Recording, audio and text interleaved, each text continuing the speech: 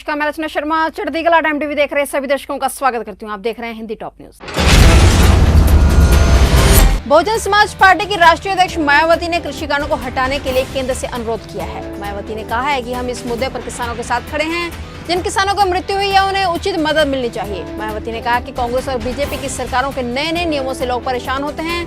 हम कृषि कानूनों के खिलाफ हैं और केंद्र से हटाने का अनुरोध करते हैं। मायावती ने कहा कि नए कृषि कानूनों को वापस लिया जाए। बहुजन समाज पार्टी के संस्थापक आशीराम के जन्म दिवस पर पार्टी की राष्ट्रीय अध्यक्ष मायावती ने बड़ा ऐलान किया है। मायावती ने सोमवार को कहा है कि उत्तर प्रदेश में होने वाले विधानसभा चुनाव में बीएसपी अकेले दम पर ही अपने चुनाव लड़ेगी और जीतेगी। मायावती ने कहा कि बीएसपी ही एकमात्र पार्टी है जो उनके उद्देश्यों को लेकर आगे चल रही है। विदेश मंत्री एस जयशंकर ने ब्रिटेन में रश्मि सावंत के साथ नस्लीय भेदभाव के आरोपों पर प्रतिक्रिया दी है। राज्यसभा में सोमवार को विदेश मंत्री ने यूके की संसद ने भारत में जारी किसान आंदोलन की चर्चा के तर्ज पर रश्मि का मुद्दा उठाया। जयशंकर ने कहा कि भारत सरकार सभी डेवलपमेंट्स पर नजर बनाए हुए है। जब जरूरत होगी तो भारत इस मुद्दे को मजबूती से उठाएगा। विदेश मंत्री एस जयशंकर ने यह भी कहा कि जरूरत पड़ने पर हम पूरी स्पष्टता से इस मुद्दे को उठाएंगे।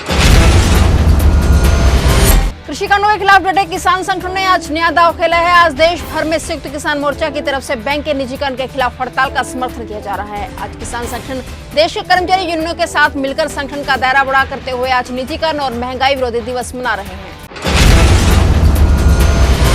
पंजाब के बाद अब हरियाणा के गांवों में भी बीजेपी जेजेपी नेताओं की एंट्री बैन हो गई है। हरियाणा के गांव-गांव में पोस्टर लगाकर बीजेपी जेजेपी नेताओं को चेतावनी दी गई है कि वे गांव में आने की गलती न करें। ऐसा करने पर वे अपने जान माल के खुद ही जिम्मेवार होंगे। आपको बता दें कि किसानों के इस विरोध को देखते हुए भाजपा नेताओं को अपने कई कार्यक्रम रद्द करने पड़े हैं।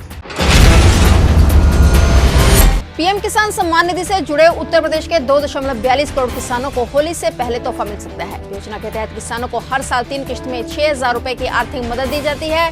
इसमें सीधे किसानों के बैंक अकाउंट में 2,000 रुपए की 3 किश्तें भेजी जाती हैं। उम्मीद की जा रही है कि इस बार केंद्र सरकार होली के त्योहार से पहले ही किसानों के खातों में 8वीं किश्त के 2,000 रुपए भेज देगी।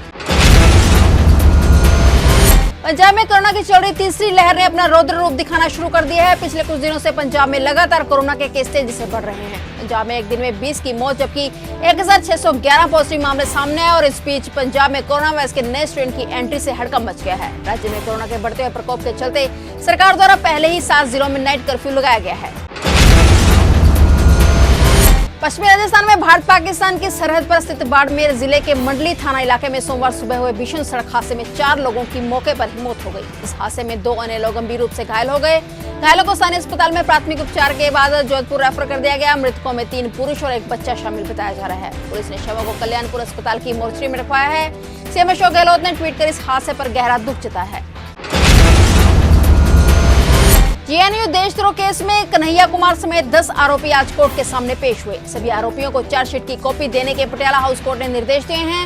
इस दौरान उमर खालिद के वकील ने कोर्ट रूम में 10 मिनट बातचीत के लिए कोर्ट से वक्त मांगा। कोर्ट ने बातचीत करने की इजाजत दी और अब 7 अप्रैल को अगली सुनवाई होगी।